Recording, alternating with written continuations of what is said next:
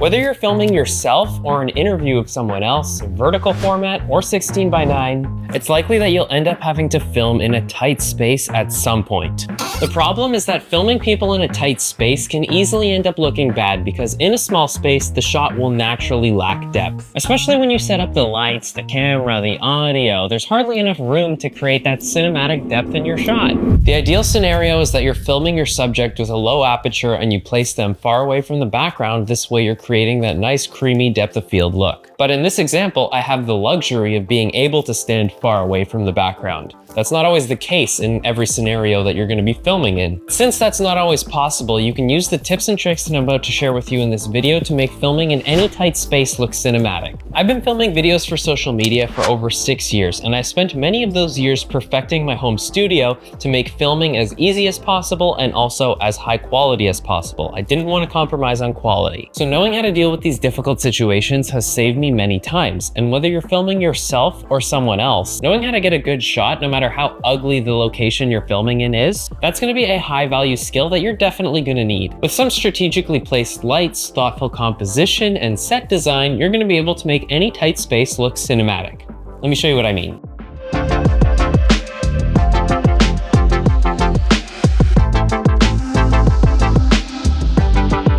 I want to show you guys how I can transform my home office, which is this really tight space, into something that looks a lot more cinematic and good for filming high quality YouTube videos and content. But before this thing's going to start looking nice, there's a bunch of things I got to do, so let's get into it. So the first thing you want to do whenever you get into a new tight space that you're going to be filming in is identify where the corners of the room are. What you're really going to want to do is avoid filming right up against a wall. So in this space that I'm filming in, there are two main corners I'm going to want to use as my background. Right here, that's one, and then right here as well. So now that I've identified the corners of the room that I want to shoot in, because that's going to create the most depth, I'm going to move my camera and position it so that the background is that corner. Okay, so let's do that. I brought my camera. And what that does is it creates natural leading lines that point towards the subject. So now let's look at what the camera sees and you'll know what I mean. Now you can see that the shelf behind me creates this compositional line that directs your attention towards my face. And the fact that I'm shooting into the corner of the room just adds that depth to the shot that you're not gonna get if you film flat up against a wall. Now I set up this shot filming myself directly against the wall. Let's cut to this camera and you'll see what I mean. In this shot, there's hardly any space between me and the wall behind me. So we're losing out on that depth. Yes, we still have some leading lines, but they're not as pronounced because they don't converge towards the center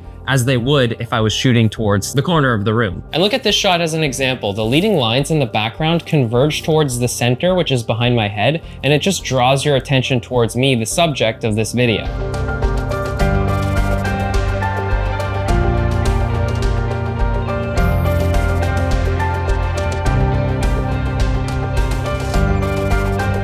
So now I'm gonna do the set design for this side of the room. I got the camera set up and I'm gonna build my set design around the framing of the shot. So I got this pegboard from IKEA and the plan is to mount it right about here, and I'm gonna mount some filmmaking related items to the pegboard. This way it gives it a bit more context and also adds more leading lines and just helps make for a better composition. All right, so after a few attempts and way too many holes in the wall, I finally installed the pegboard. So I also bought these trays and hooks that I'm gonna use to mount things to the pegboard. So let's go do that. Now, a quick tip about composition. It's more about removing things from your shot than it is about adding things to the shot. You only ever add something if it enhances the shot or helps tell the story. Analyze every single element that's in the frame and figure out, does that help tell the story? If yes, you can leave it in. If it doesn't help tell the story, then you can remove it. Because if it's not helping tell the story, then it's just a distraction.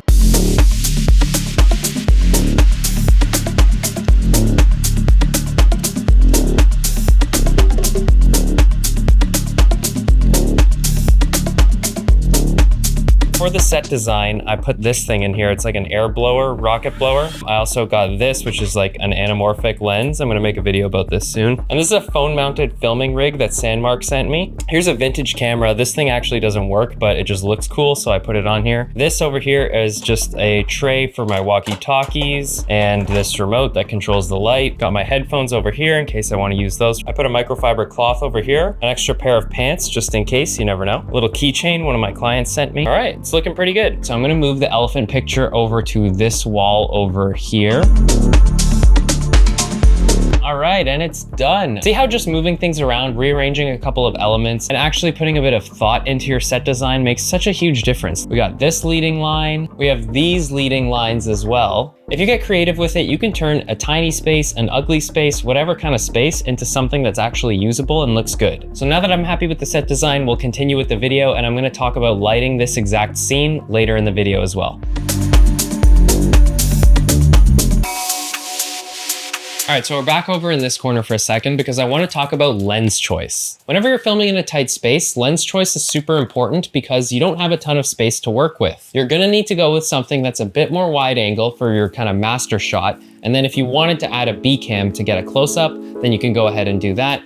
But for example, the camera I'm shooting on right now is the Sony FX30. It's an APS-C crop sensor Super 35 camera, and I'm opting for a 16 to 28 f2.8 lens. If you're on a full frame, maybe you can get away with something more like 20 to 40 millimeters. But as long as your shot has enough breathing room and it doesn't feel too closed in, then you're gonna be good to go. Ideally, you're also gonna wanna shoot with a lens that has a really wide aperture. So this is a low f-stop number like f2.8 or lower. That's because we don't have enough depth to create that cinematic bokeh or creamy looking smooth soft background. So what we need to do is we need to maximize the amount of depth of field we're getting out of our camera by setting the lens to the lowest aperture. Unless there's some specific creative reason why you don't want to and maybe you want it a bit sharper, we're trying to get the shot to look like we have a lot of depth in the background without actually having a lot of depth in the background. So on a crop sensor camera, 16 to 28 is a good lens for me, and I'll usually film around the 16 millimeter focal length because that's nice and wide for me on this camera.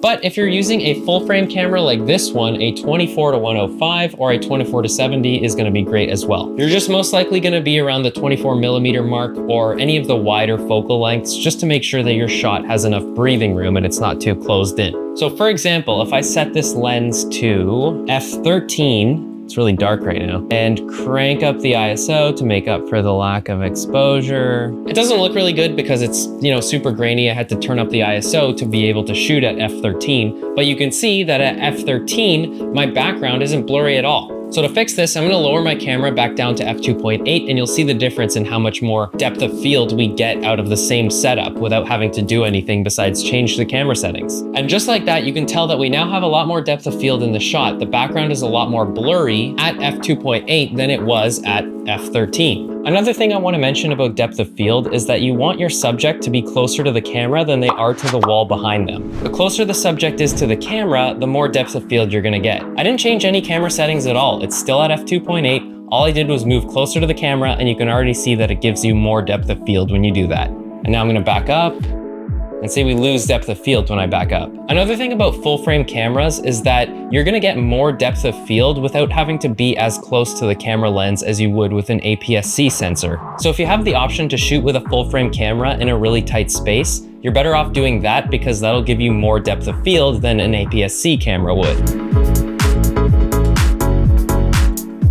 All right, so now we're gonna talk about lighting, which is arguably the most important part of making a small space look cinematic. Let's get into it. So the first thing to consider whenever you're lighting a scene is where is the natural light coming from? You don't want to fight against the natural light. You want to play off of it and kind of use it to your advantage. So if you're in a situation where you have a big window, use that as your main light source and then simply fill in the shadows where need be. And that way you don't have to set up any artificial lights that are gonna take up space in the already tight space you're having to film in. But that's too easy. If you find yourself in a situation similar to mine, where I don't have a massive window light to use as my key light, you have to use artificial lights. Here are some tips that'll help with that. To make your lighting look good, you do not want to use ceiling lights. So turn those off.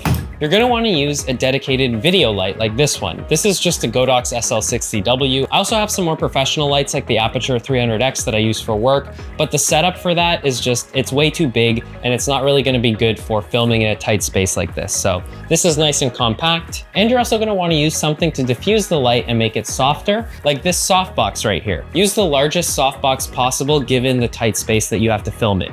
For me, I can get away with this, but I do need to be mindful of where I'm placing it because I'm still gonna need room for the camera and myself to film. Also on the softbox, I have a grid because in a tight space like this behind me, if I remove the grid, the light's gonna bounce around a lot more and it's gonna make the lighting look a little bit more messy and less controlled. So I would highly recommend using a grid, especially in a tight space. All right, now let's go set it up.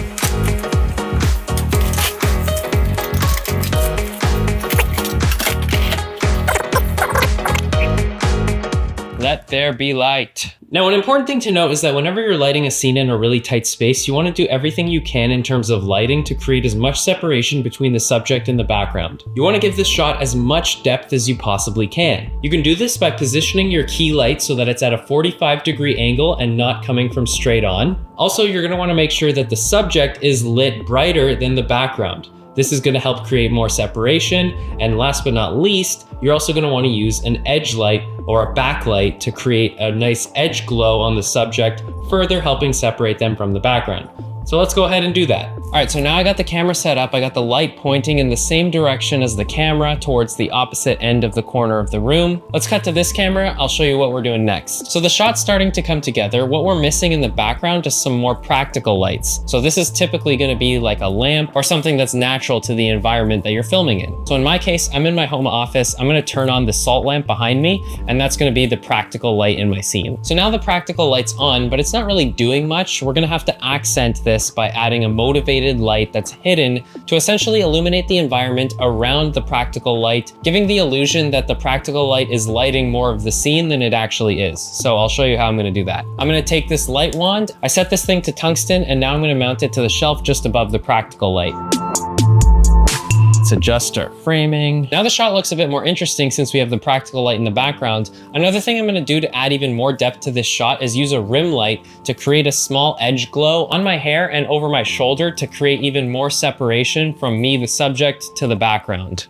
So here I have an LED panel. I'm gonna use this as my backlight, and it's gonna create a lot more separation between me and the background. But you gotta keep it out of frame, and that's where sometimes things get a little tricky. So this is what the shot looks like without the backlight. And this is what the shot looks like with the backlight. It just adds a bit of an edge glow here to create even more separation from the background. All right, so now everything I just did to this corner of the room for this shot, I'm gonna do the same thing to the other corner. All right, welcome back to this side of the room. We're gonna light this scene. So first thing we got is the key light that's already set up. Now I'm gonna add a backlight. All right, there we go. I added the backlight. I also dropped the exposure of the camera a little bit. So I think the area behind the computer is a little bit dark. I'm gonna take this light wand, stick it behind there, and it'll make the shot a bit more interesting. So the last thing I'm gonna do is add this aperture MC slightly out of frame just to give some light to the pegboard. Okay, there. I also changed the color temperature of the light behind the computer, creating this nice beam, which looks cool, adds a bit of that compositional framing. And now that the aperture MC is over there, it kind of just adds a bit of light and makes the background a little bit more dynamic and interesting rather than just a flat blank wall. All right, so it's looking good. I'm happy with it.